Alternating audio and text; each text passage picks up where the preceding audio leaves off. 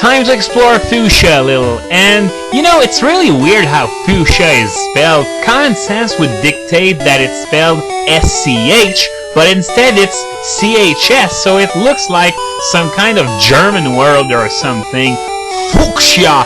Or why not even Fuchsia, if you pronounce the H that way. So, yeah, I never really understood why it's spelled that way, but oh well. So Fuchsia is host to the Safari Zone, which we're gonna check out in a bit, but I beg to disagree on that one. You can, in fact, win with one strong Pokemon, at least in game. The first time I played through Yellow, I blazed through the game with just a Nidoking. Now granted, Nidoking is so good all around that I stumbled upon a very good choice, but that was a really lucky choice because it could have sucked. Imagine if I decided that I fell in love with Butterfree in the level range where it's actually useful, like 10 to 15, and decided to go all the way with a Butterfree.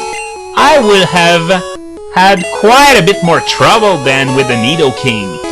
Okay, now I promised I was going to talk about Arceus a bit in this video, and I'm going to hold that promise. You know, I still can't believe that they created a god Pokemon with a base stat total of 720 when they went through so much trouble to nerf Mewtwo to hell in Gold Silver Crystal so that it might actually match the other new Ubers instead of being still in a class of its own. Now, don't get me wrong, Arceus isn't as far above the rest as Mewtwo was in Red, Blue, Yellow, but still, it's strong enough that it's banned from the Smogon ladder. And, you know, it's got great stats, a great move pool, but I think you could just take away 2 moves and it wouldn't be so broken anymore. I'm talking about Extreme Speed and Recover.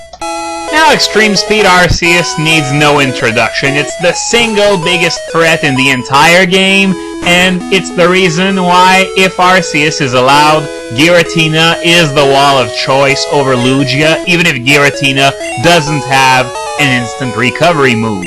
And as for Recover, well, I'm talking about Lugia and Giratina, but Arceus really isn't too shabby either with 120 everywhere. Of course, it's great, and it's got Cosmic Power, Calm Mind if you want to boost the defenses further, and of course, it's got the all-important Recover. I'm gonna interrupt my train of thought for a second just to mention that I'm going to backtrack to the Pokemon Center. Man, Fuchsia is really annoying to navigate. It's like a small maze or something, and I get enough of that in my Ken's Labyrinth Let's Play, so that's enough mazes already. So yeah, I want to deposit the good rod I just got from the fishing guru's brother. And, oh, there's the card key too. I'm going to take advantage of the situation and put it in there too, because it would be really annoying if I got into the Safari Zone and, oh, and there's a TM too, so yeah, it would be really annoying if I got into the Safari Zone and all of a sudden I run out of space for items like I did in the Rocket Base back then. But back to what I was talking about earlier. I was talking about Arceus' walling abilities, its stats, its moves, and on top of that, its list of weaknesses isn't nearly as long as that of Lugia or Giratina. As long as you keep it the normal type, that is, but that's what you want to do, of course, since you want to equip leftovers instead of a plate. So take those 2 moves away, and suddenly it becomes a lot less threatening.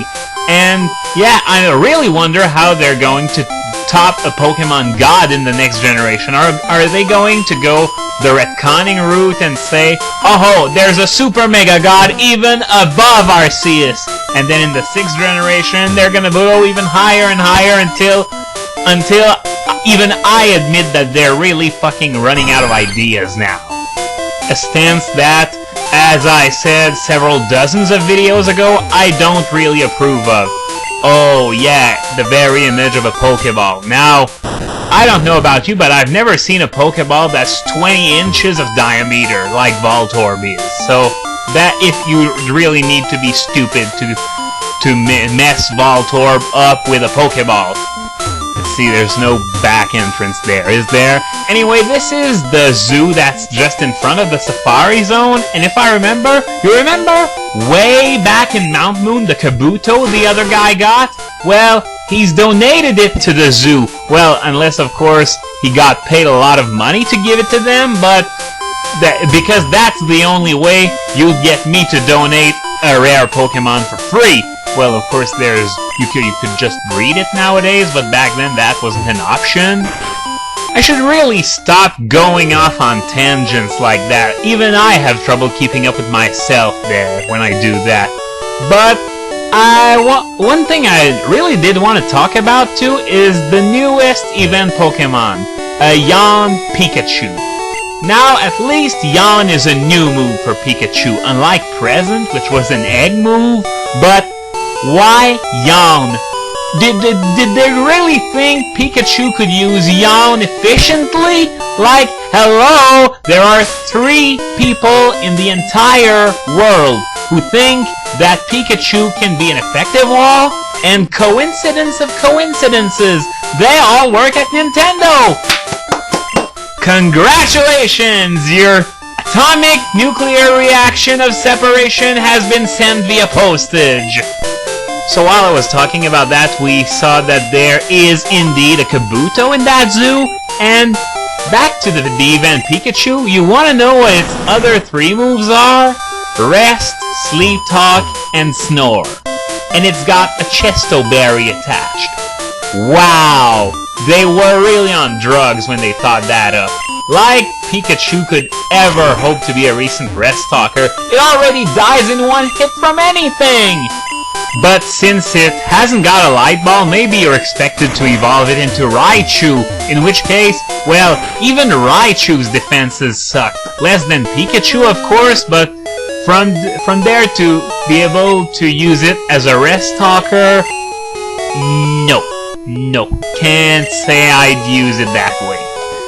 Now for a public service announcement, there exists a patch that allows you to play Platinum in English.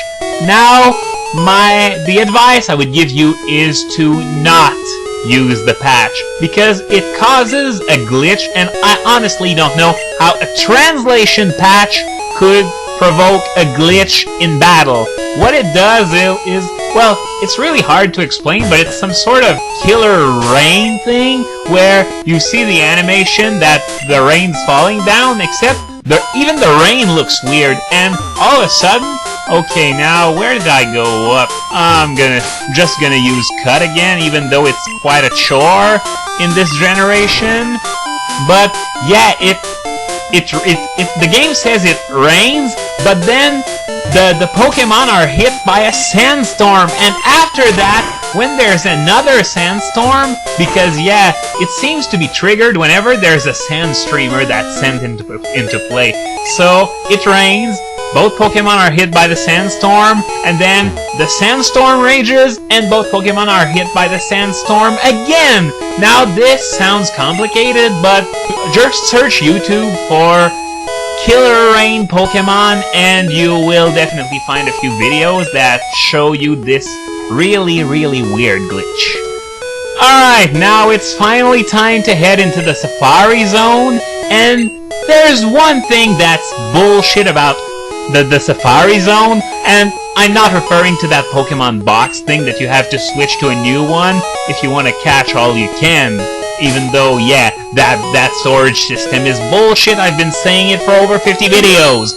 But, yeah, what I'm referring to is the fact that you can pay $500 for 500 steps, but not more. You can't pay like $2,000 for 2,000 steps. No! It's always just 500, and it's annoying as hell when you gotta go all the way back to the end to pick up an item you missed. It's the same problem as in the Game Corner. You know, in the Game Corner you can only buy 50 coins or 500 coins. If you want to buy 10,000 coins to buy a TM or something, then it takes like 3 minutes! That's bullshit! But other than that, the Safari Zone is a really enjoyable minigame. Aside from, of course, the annoying Great Marsh and Diamond, Pearl, and Platinum, they really fucked up on that one. Okay, next time, the Safari Zone!